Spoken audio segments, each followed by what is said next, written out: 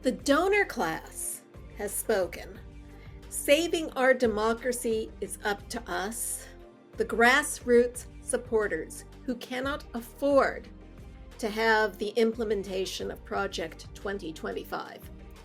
Welcome to MOMocrats Chat, part of the Demcast family of podcasts. I'm Donna Schwartz Mills with Karoli and Aliza Worthington of crooksandliars.com. And later on, we have a special guest, a Senate candidate from North Dakota will come and speak with us. But first, I have a feeling that Karoli and Aliza have some things they want to get off their chests, as do I. You think? Well, let's start with the donor class, shall we? Yeah. We could go through the last 2 weeks, but let's just work our way backwards maybe. So today after yesterday's excellent press conference where Biden demonstrated a command of the issues and facts around foreign policy and our role in that. Yes, after that, there's some donors who said that they've pledged $90 million and they're not going to, as long as Biden's the candidate, they're not going to give that money. And you know what I have to say to that? Fuck them. Fuck you. Right? Every single one of them. And I view this as an opportunity. So Joe Biden, listen to me. Listen to the people here. You don't need those guys. You do not need them. They don't like the fact that you are doing things for we, the people. And that's why they're after you. So let's just get the grassroots. If we got everybody who voted for Biden and to get in 2020 to get $5, that 90 million would be meaningless, absolutely meaningless. And, I know that money's tight for a lot of people, but dig in or give up a coffee or whatever you can do and give $5 to Joe Biden. One time would do it. One time. If all his voters did it one time. Right. Because that will take care of the 90 million that these idiots who want to buy Biden, basically, right? And that's what they're doing. They're just basically trying to force him out because they want somebody, they're living in a pipe dream where they think that somebody else will be a better candidate than Joe Biden. And nobody will be a better candidate than Joe Biden. Period. End of discussion. And that's where I am. He's not running for those donors. He's running for us. Right. He's running for the people like me who send $20 a month. Right. That's who he's running for. He's running for people who, live in apartment houses that have laundry rooms in the basement that they have to schlep their laundry to. That's who he's running for. Right. He's not running for people who live in mansions on the seaside with servants. That's not who he's running for. He's not running for people who can put $1 million in a suitcase and give 10 of those away to their best friends at a dinner party, George Clooney. He's not running for them. Exactly. I mean, he'll represent them, but that's not the bulk of America. Right.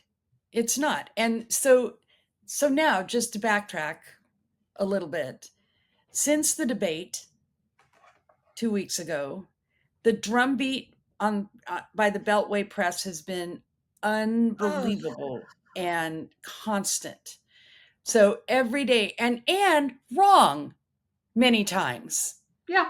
Right. And so they're trying including the venerable New York Times, including the old great officially the venerable New York Times. Earlier this week, when they had that Parkinson's report about the doctor that had visited the White House all those times, and then it turns out that doctor has been working with the White House for well over a decade, that he treats, there are thousands of people through that work at the White House in the executive branch. Right. Military people, all kinds. And he's not actually a Parkinson's expert. He's a neurologist who also, He treats other things. Treats other things. And there was also he was also on a task force that Biden's been working on to help pass legislation. Which he signed last week. To advance a Parkinson's research. for Parkinson's disease. Right. So exactly. So they got this completely wrong, and they will not back down. Yeah. It's just, I mean, they should have retracted that article in its entirety because their point was to try to make it seem like Biden had Parkinson's. Right. Exactly. And here's the thing. All it would have taken was them looking at the report from the doctor in February of this year that said he was evaluated for Parkinson's and stroke and all these things. And there's no indication of that. It's not that. He's because they did this because of his issue with his foot, right? And his walk, and the fact that he has neuropathy in one of his feet. So they were trying to get to the bottom of that, and that's why all of that is in that document, along with the explanation for why he has an issue with his feet, which is, relates to the fact that he broke his foot and didn't wear a boot, and it caused nerve damage. It's so ableist. And it is ableist. It absolutely is ableist. And this is our media, right? They're let's start with them. We can get to the politicians, but the media has been relentless. Every day I get, well, not anymore because I turned them off, but I get alerts from CNN with new little tidbits that didn't mean anything. So obviously it's the clicks and the engagement that they're looking for. Well, it's basically the same thing that they did in 2016, where the only thing we heard was that Hillary Clinton had an email server that she used a different email server than was in the State Department. Yeah. Which coincidentally was also more secure than the one in the State Department, because the State Department one got hacked. Yeah. The private one didn't. Right. The private one had, recipes on it. Right. Recipes that Jake Tapper took great pleasure in tweeting about, along with everything else he could find. We heard about, to the point where this woman, who prior to announcing that she was running, had been named most admired woman in America for over a decade. Yeah, they had to take care of that, didn't they? He went through those Benghazi hearings like a champ, and they bloodied her. They deliberately bloodied her. Gleefully. Yes. Because sport. Because she did not like to give them access. Right. And the same thing happening with Joe Biden. He is putting his head down, doing the work, been more successful than any president in my lifetime in a 3-year span. Right. So maybe he doesn't have time to sit down with Peter Baker and give him an interview. Maybe be grateful he would give Peter Baker an interview anyway after everything he's done for an hour last night and give fucking complex answers to questions. Right. That they probably don't even know. At least those American journalists don't know shit from Shinola about. Except the CBS guy that asked the one policy question, he does know. And maybe, but it's the foreign journalists who know what they're talking about. Right. Oh, absolutely. Yeah. Well, the American journalists were only interested in asking Biden why he doesn't quit. Yep. Following up on Felicia's question. Following up on her question. He answered it already. It's I forget who it was who tweeted today. He got, or maybe it was on Facebook. He could have come out a la Willy Wonka and the Chocolate Factory, limping and using a cane, doing a forward somersault and leaping up like the Easter Bunny, and that wouldn't have been enough for the fucking press. No, wouldn't have been. Absolutely wouldn't have been. And that's the thing. It's so he has this bad debate, which actually, again, if you read the transcript, other than the fact that the sound sucked and And the he did, camera work. I can't and get the over camera the work camera was work. I have to awful. keep saying. Yeah, Right. the look on his face. It was just Right. the camera. Why did the Yeah. camera do that? Why were they shooting him from that angle that made him look like he was looking off into space? Okay. He- Right. um, But even so, we can acknowledge the fact that he had moments that weren't great in that yes, I can debate. But the acknowledge that. majority of it was lucid and good compared to his opponent over here, It was just who loud. couldn't, who couldn't get a mouthful out without, lights spewing Lights. out. Yeah. Right. I mean, and this is what is driving me crazy. So I've only seen the press in a feeding frenzy like this a couple of times. One was after Jeremiah Wright news dropped in 2008. And they went, this was going to be the end of Obama's candidacy. There were people calling for him to drop out. It was the same kind of thing, right? It was brutal. Yeah. And it was a frenzy. And it took Obama going and giving a speech in Philadelphia, right, to shut them up. And they did after that. But they pounded him again then about the gods and guns and the Bible thing later, but that wasn't anything compared to the Jeremiah Wright thing. That was crazy. There was that feeding frenzy. And the only other one that, other than that I can think of, was the Al Franken feeding frenzy, which was, they had stories that they were rolling out. This isn't that. They don't have stories. That's the thing. They don't have stories, so they're making them up. The Parkinson's thing being the most obvious one, right? I mean, and it feels to me, and I'm not trying to make a conspiracy theory here, but it feels to me like there was a kind of coordination thing that said, the first time Biden fucks up, we're going to go after him for everything. They don't like him. They don't like that he doesn't give them access. The press doesn't like him for that. The donors don't like him because he works for us. Yeah. And not them. So when you say coordination, between whom are you talking? And I'm with you. Do you think it's between the cable news stations, or do you think there's coordination between TV and print media? Do you think I would say that if you had to push me on this, I would say that it was the New York Times basically starting so print, I would say at first, just, and I think, you saw the Sulzberger and the editors of the New York Times bitch and moan about the fact that he wouldn't sit down for an interview with them. And then just to add insult to injury, he sat down with Howard Stern instead. Right. So you saw that. And that was a good interview. Of course it was a good interview.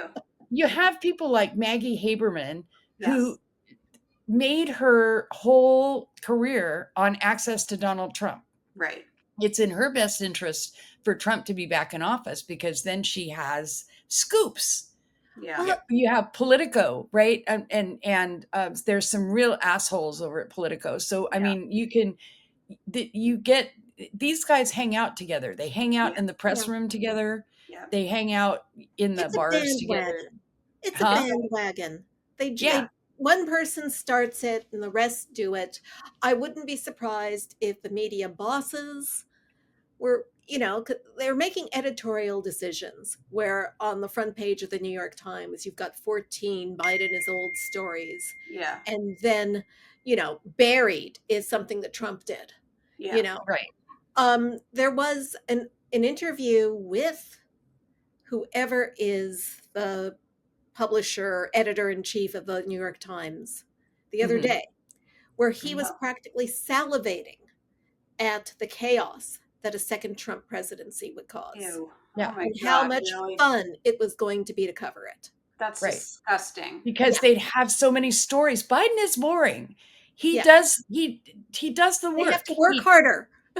Yeah, I mean, he goes to work every day and he does his thing, and then on the weekends he goes to his beach house, and then he comes back on Monday and does more work. Right. And he doesn't like give them the drama and all that they want. And yeah, they're dying to have No, he Trump only there. adds nations to NATO, and he only brings us out of COVID, and he Right. only, gives us 2 years of unemployment under 4%, and he only gives us, Forgive And student potentially, and loans and inflation was down this last yeah. month, yeah, And the and, stock yeah. market yeah, just it hit just hit, record high. yeah, Right. record high today. Yeah, But you know what? The IRS got $1 billion in back taxes for millionaires. So right. the donor class isn't too happy about They're that. mad. Right. They're mad. They're mad. You know, They're he's mad he's and they're he's hungry. The he's press is lowered the hungry. amount. Yeah, he's forgiven the remainder of a lot of student debt for people. Yeah. He's done all these things. And he's made Which, by payments the way, lower for everybody else. He has made which, by the payments on. way, the forgiven student debt, these people paid off the money that they borrowed. This Yep. is what's left of the compounded interest Right. that keeps coming and coming and coming and coming. You guys, Right. I saw For stories. example, they had $20,000 in debt. They'd already paid $30,000 Yeah. back. 20,000 Right. plus 30,000 plus 10,000 in interest, and Yeah. they still owed another whatever 20,000 in interest. And so Biden said, "Okay, forget that other 20,000." And we've all had kids in college. We've seen the predatory ways that the college loan programs just swoop in and try to get you to sign up for something that an 18-year-old has no idea what they're Yeah. signing up for. Right.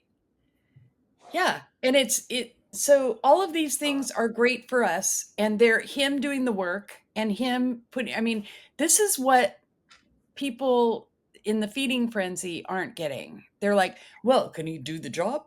I mean, he's old. He's Can he do doing the the job? job He's every doing it. day. My Yeah. God. I mean, what do you people want? He's How much doing the longer fucking can he work. do the job? That's why we have a vice president. Yeah, how much longer can you do Young your job? I'm people. sorry, let me consult my crystal ball and see how much longer I'm going to be able to work. Right. How much longer, Donna, are you going to be able to do your job? Carolee, how much longer are you going to be able to be the executive editor at Crooks and Liars? How much longer is my husband going to be able to work? How the fuck is anybody going to know that? Right. How does Nobody knows anybody? that. No one knows that. But I don't have somebody ready to step in if I croak. Exactly. I don't have anybody. What's going to happen? And so, if God forbid he becomes incapacitated, or I can't even say the words because I'm not a fucking ghoul. Well, like the rest of the media, we have an orderly plan for succession written into the goddamn Constitution, and she is right there in the form of Kamala Harris. Right. And she's capable and she's competent and she knows Brilliant. what she's doing. And she knows what she's doing. She's I been can on only the assume that part of this whole feeding frenzy is also anti-Kamala. Of course Because no shit, because I can't help but notice that I wanted to point out that when you talked about Jeremy Wright being the other feeding frenzy, that was also a bunch of white people freaking out about the fact that Jeremy White was maybe, maybe had said a few controversial things and put, the truth about white people. He didn't say anything controversial. That was what was so frustrating. I mean, Yeah, I heard this whole sermons from everybody. Told the truth about themselves. Oh, it was totally white people freaking out. No question about it. And that's what this is here. They're freaking out because Kamala Harris is black. Again. So always white people freaking sorry, out. I'm yelling. I'm just No, but that's the thing that is driving me crazy. We can elect Biden knowing that Kamala Harris is able and willing to step in should he not be able to serve. So what is the purpose? Let's follow their scenario. What is the purpose of asking him to step down now right? What is the purpose in that? All that does, and step down from the campaign. Okay, he's still president, he stays president, but he steps down from the campaign. That the only other person who can step in at that point is Kamala Harris. Why would you put her through being beat up for 4 months by the bigots and the racists and expect her to win after that? I mean, Well, 2 that's months if ridiculous. you count that early voting starts for some states in September. Right. So it's the most ridiculous thing ever. We know the history. What I don't understand. So some people in Hollywood have decided that they want to write a script. Yeah. And their script is going to be that that Biden steps down and the Democrats have a blitz primary, which is where Obama and who else? Clinton. Bill Clinton, not Hillary, Bill. Basically, what? Like pick the candidates to run? Pick like 8 candidates, and then they all campaign simultaneously, and then the convention picks the winner. They have a dance-off where you put them in a ring with a bull. I mean, this is ridiculous, and throwing away the votes that were already cast in primaries by millions of Democrats. Right. This is rich people wanting to like write a script and ignore those of us who picked up a ballot and voted. I got to tell you, my stepdad says every day, he says how Biden is the best president of his lifetime. And he lived through FDR. He lived in the Kennedy era. He had all that experience. He says every day, Biden is the best president we've ever had. And he voted. And you're telling him that his vote doesn't count now. That's what they're trying to say. They're trying to say that nobody's vote counts. But the problem is these are Democrats. Right. Again, our media has been focusing on Joe Biden's age instead of his accomplishments and instead of the threat of 2025. And then we've got these polls, and I was one of the people that made fun of the Republicans with their unskewed polls stuff.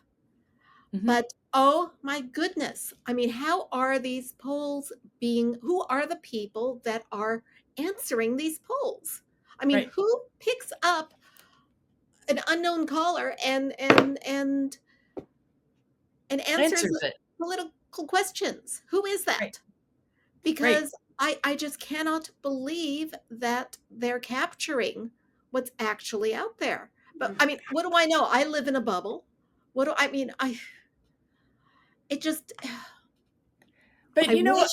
yes, we live in a bubble, but here's some anecdotal evidence for you, which is that I do have friends who don't live in a bubble, and they live in places like Kentucky and, in red states, and all those Trump signs that were out and everybody, all the enthusiasm, they're gone. There's no Trump signs out there. There's none of that. There's none of what was happening in 2020 and 2016. They haven't all gone underground?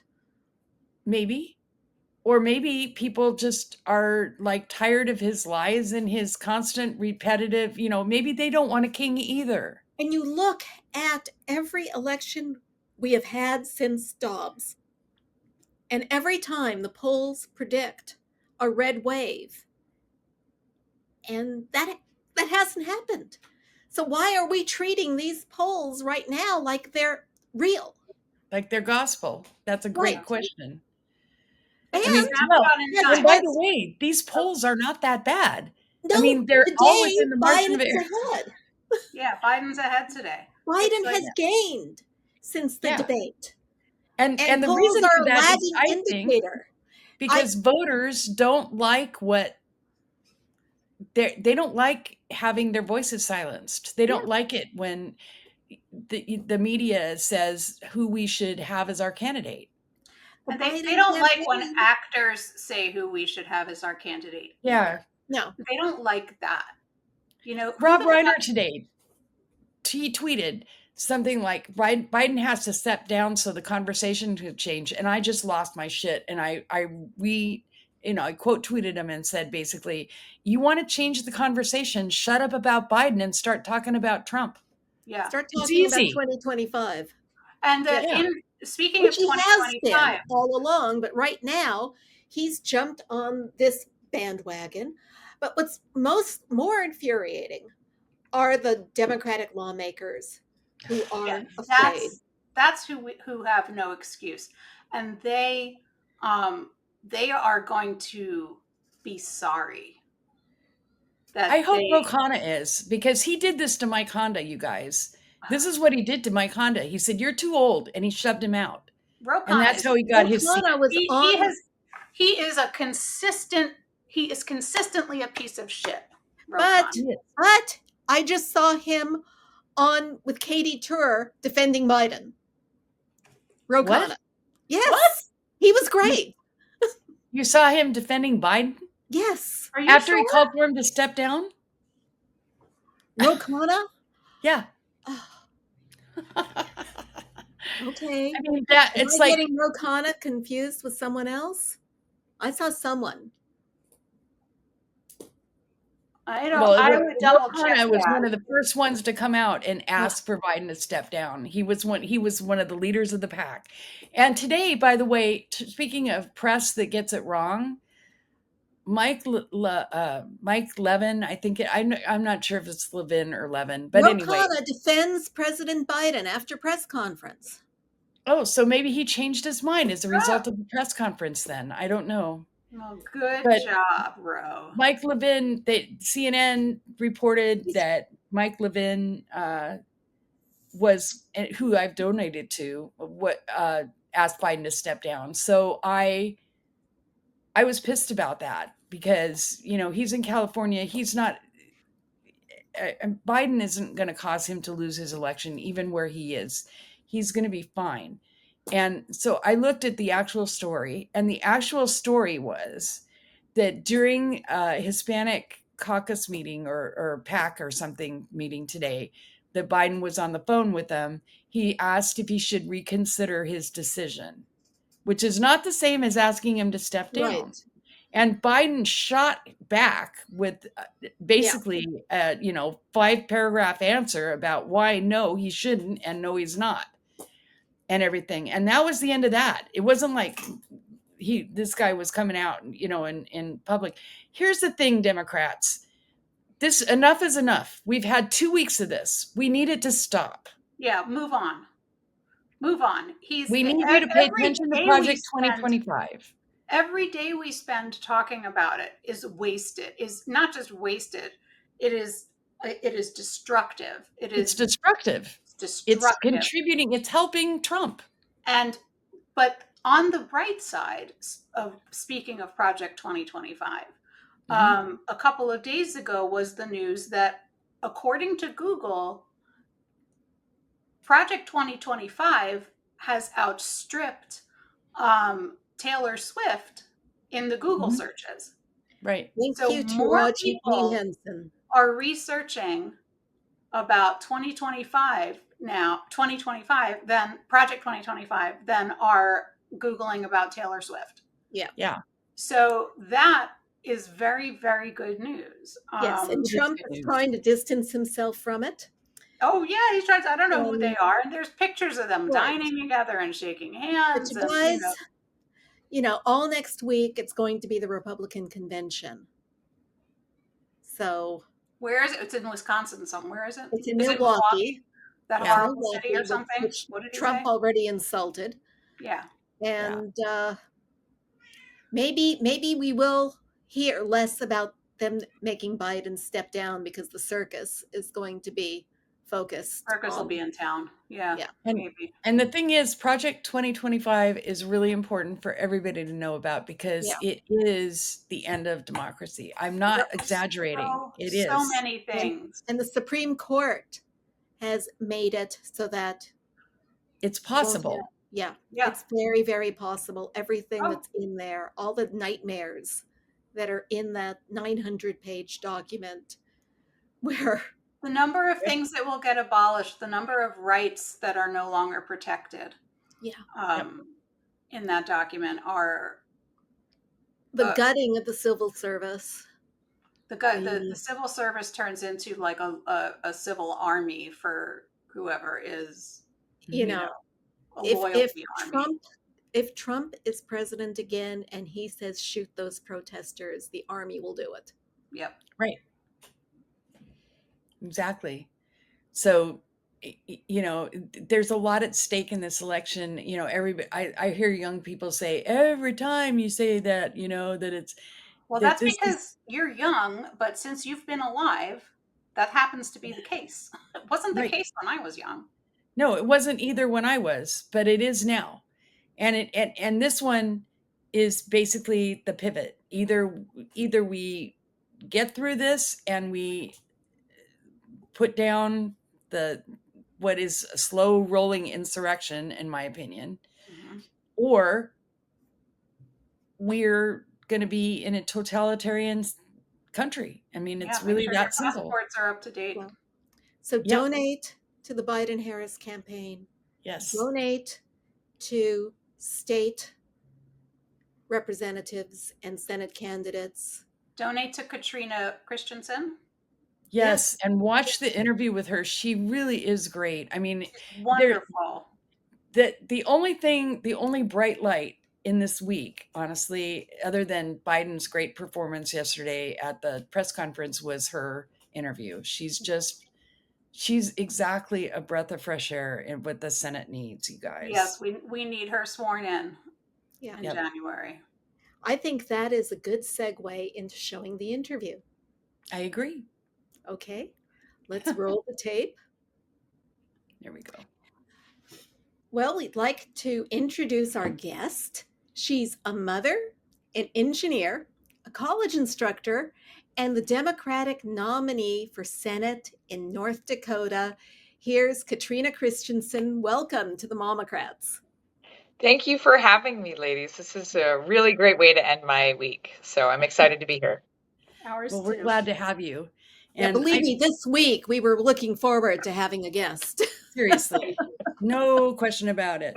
So why don't you introduce yourself to our listeners / viewers and tell us a little bit about why you're running for Senate in North Dakota.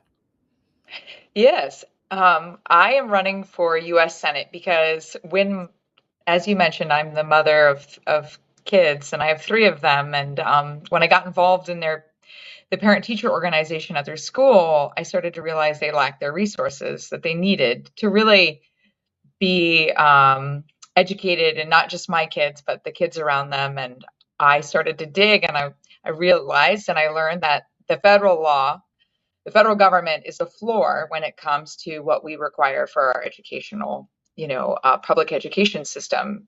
And then that applies into all areas of our life, whether that's access to rural health care or mental health care or any of the things that we look for in our societies, our communities. The government is providing those things, or the federal government sets the floor for what we need to provide. And so when I started to look around and realize, okay, nobody's stepping up to address these problems, I wanted to do that. I'm an engineer. I have 3 patents. I've worked in industry. And as you mentioned, I'm a professor of engineering. And my life is really focused around solving problems, and I want to do that. One of the reasons that I'm also running, that's a lot harder for me to talk about, is when I was growing up, my parents struggled because my dad and his brother lost the farm. We lived in a rural community, 1,200 people. It was really hard to find work in the 80s, and my dad really didn't have stable work until like 1991. And so like the first 10 years of my life, which is just like hard. And I benefited a lot from government programs, including food stamps, WIC.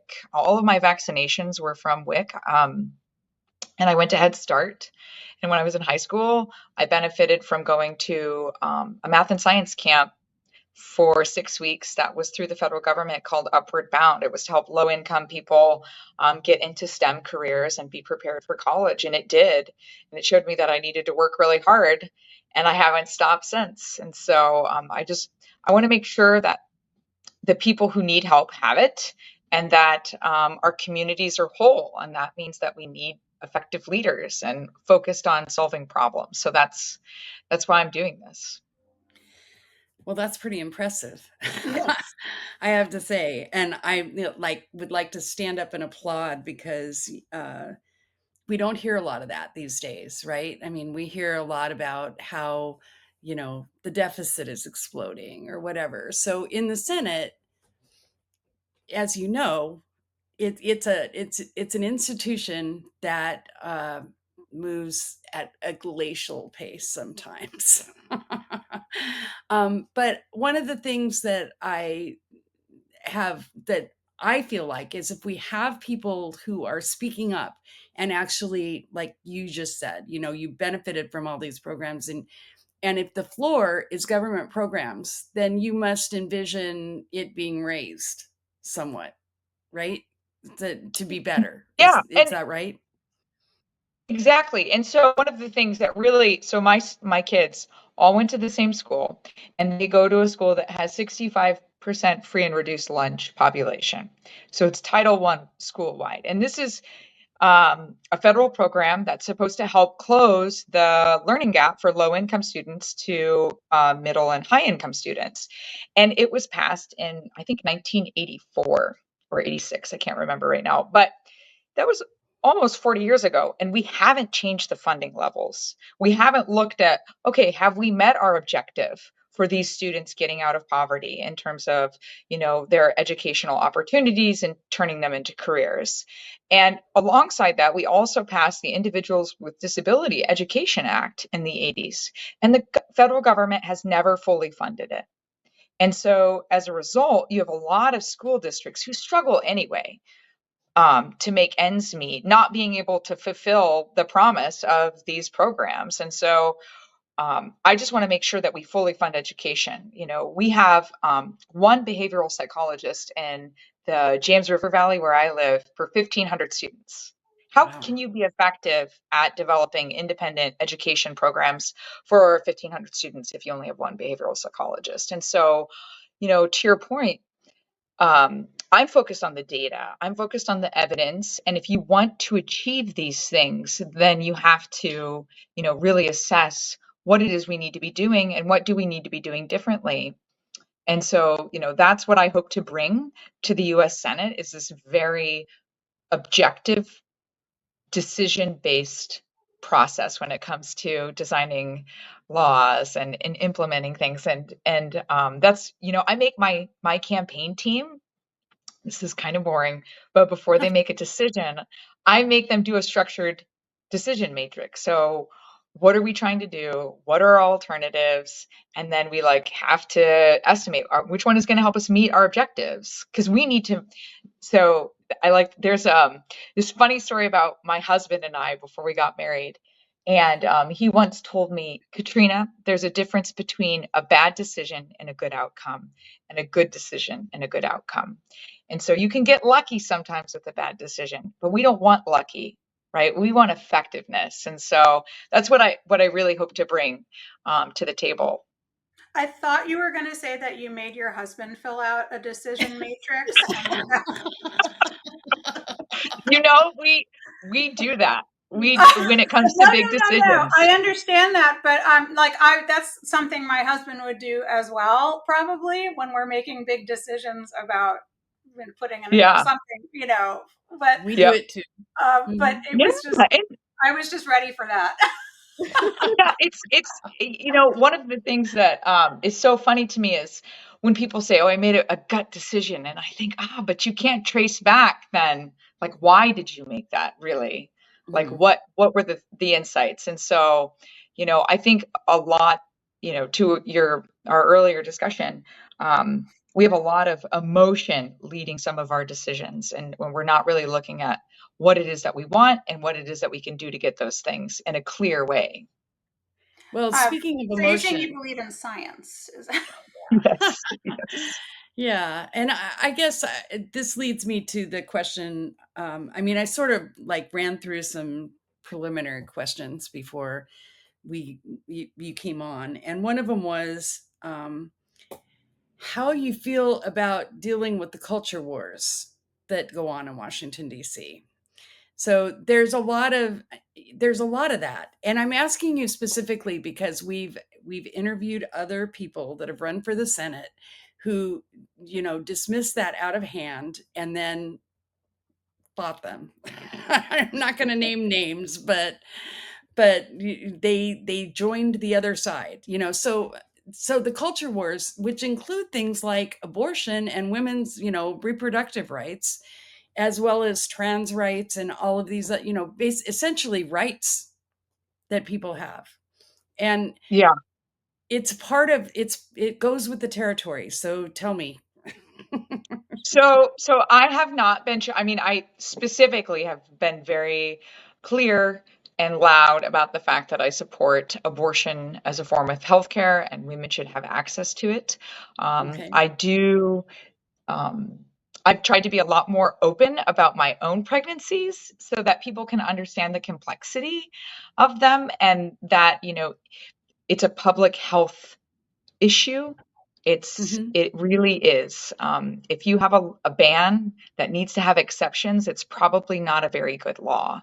And, one of the things that I think when I talk about my experiences or share with what other people have experienced, that helps to humanize those knee-jerk cultural issues. And so I'm really focused on saying, look, you have the turnaround study. You have 500 women that were turned away from getting an abortion, and you had 500 that got them. And in the group of 500 women that got turned away, 2 died. There you go. It's already a bad outcome.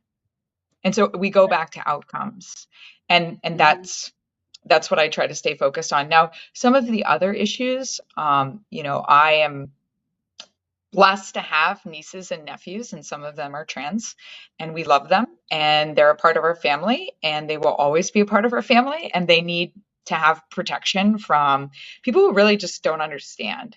And so I don't have any problem standing up for those rights. And so, I don't think that's fueling the fire. I think that's holding the line for decency. I would agree with that. Do you I think so that too. can I ask, do you feel like that extends into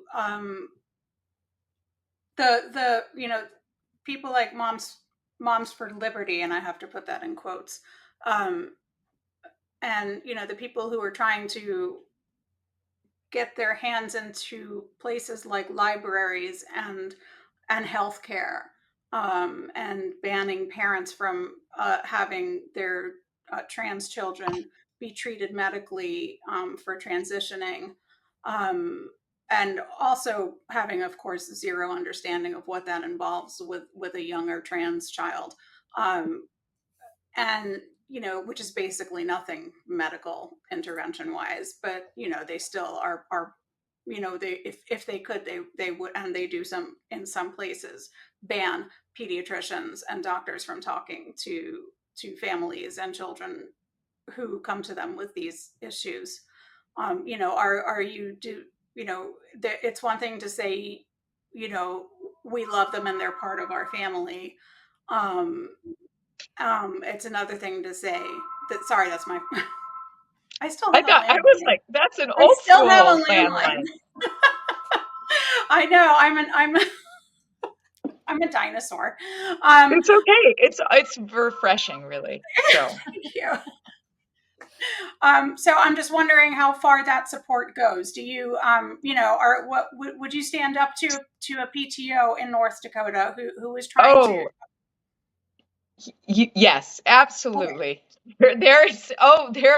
The superintendent in Jamestown knows my name. Like I'm a mama bear for all of the kids, and that is included. Now, North Dakota has passed some anti-trans legislation. There are families withstanding, challenging those. A dear friend of mine actually moved out of state because of his wanting to protect his child. And that's just really sad. And I think that the trans, well, they're not the same as the abortion issue, but essentially we've created unequal states by allowing these bans to be in place. And so I think they're the same, and I would stand against the bans. And I'm hopeful that they'll they'll be struck down. Otherwise, we'll have to work on legislation to support those so that they go away from a federal What is point the of view. status in North Dakota of the abortion ban? Because I know right now it's, that there's hardly any exceptions except for the life of the mother, if there's rape or incest but even with rape and incest, it's within 6 weeks. Yep, Which is that is basically the not. status. And are there any referendums, attempts to get anything on the ballot to Not change this that? cycle. No, Okay. no. And we are, It is people still tried legal to to fight. travel out of state. It's still Yes, legal. it is still legal, but our You're attorney allowed to general has leave. signed on. Yes. And there is a clinic in Minnesota, but most of the state isn't in Minnesota, so that's a Right. problem. Yeah, but there it's isn't any in North Dakota. Not one. No. Yeah. No, it's a 6-week ban, including for the cases of rape and incest. So if you are raped in the state of North Dakota and you don't find out you're pregnant until after 6 weeks, you cannot get an abortion. It's not. It's a really bad law. Mhm. It's awful. Yeah. Yeah. Awful. Yeah. Yep. So, So that's, one of the reasons why I would, vote to get rid of the filibuster to pass the Women's Health Protection Act. well, that checks so- off the next question I had for Yes. you.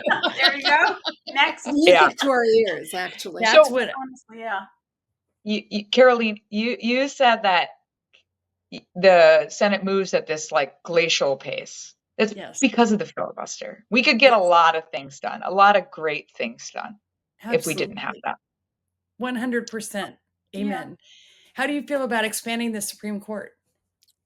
I absolutely believe we need to expand the court. One of the things that's been incredibly frightening since the Dobbs decision has just been the obvious partisanship.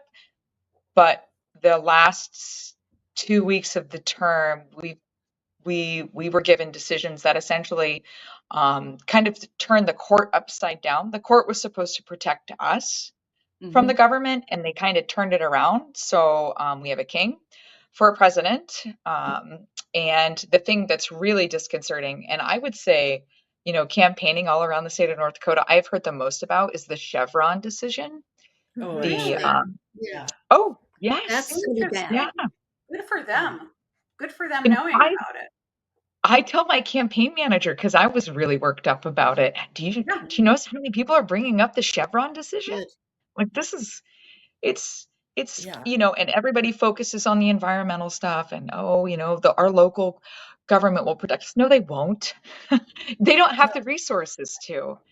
Right. And so it's really important, maybe we define term limits. Certainly ethical reform is needed. Mm-hmm. Yes, absolutely. Yeah. Yeah, no question about it. Well, I mean, yeah, like I said, that was my last question. Okay.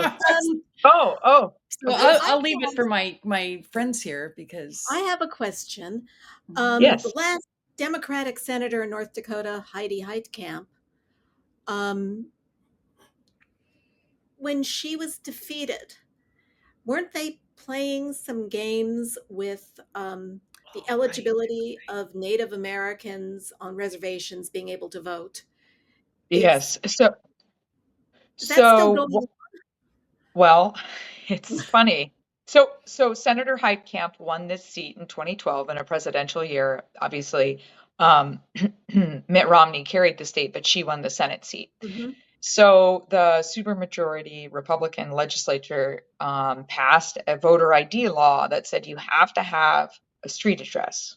Right. Now, many of the people that live on the reservations don't have street addresses. They might not have a street number. They might not have a house number. And so that was the case in 2018 when she ran. And the Supreme Court sided with the tribes. And so they actually had to, there's like this group called NATO, which helps the tribal members get to their polling places or get to their ballots. I mean, even some families will share PO boxes and things like that. So they have had to correct that. And so, to your point, Donna, this seat was actually held by a Democrat for almost Yeah. 6 years. Yeah. Until 2018. And so we're really hoping if we can get the resources, we're looking to raise about $6 million. That's really all we need. Heidi's opponent, Senator Heidkamp's opponent, won with having raised just a little under $6 million. So, and he's a first term and hopefully only term senator. Yeah. So along those lines, I'm impressed with the fundraising that you've done and the fact that it's all small donors. Are these small donors in North Dakota that have? No, not all of them. So we've had over 30,000 grassroots donors, so under 250. We've actually out fundraised Kevin Kramer in our last primary reporting period, almost 2-to-1. And we're really fortunate in that we have those grassroots donors. We have gotten, I think, donations from 51 out of the 53 counties. And we have a lot of in-state support, but with a population of 786,000 in North Dakota, it's hard to finance that all in state. My opponent has taken 40% of his campaign resources from corporate PACs, and we're not taking any corporate PAC money. Yeah. So if anybody watching or listening is so inclined, your website is katrinaforussenate.com. Is that correct? Yes. Yep. And we have a new ad too, a grocery store ad that's doing really well. I've been all over the state. Yeah, it's on TV. You're in California, right? Yeah. Well, actually, not Aliza. I'm in Baltimore. Oh, wow. Well, good evening. But yes, I was just going to say, so explain the 2 time zones to me, but maybe later. Yeah.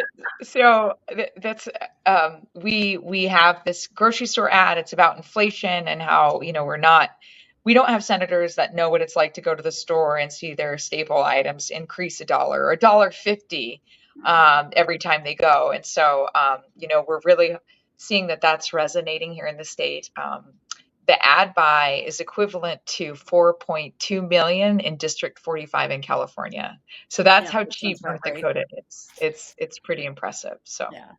Well, I was impressed by the fact that you have so many small donors. I mean, that's a big deal to us because we believe in supporting grassroots support.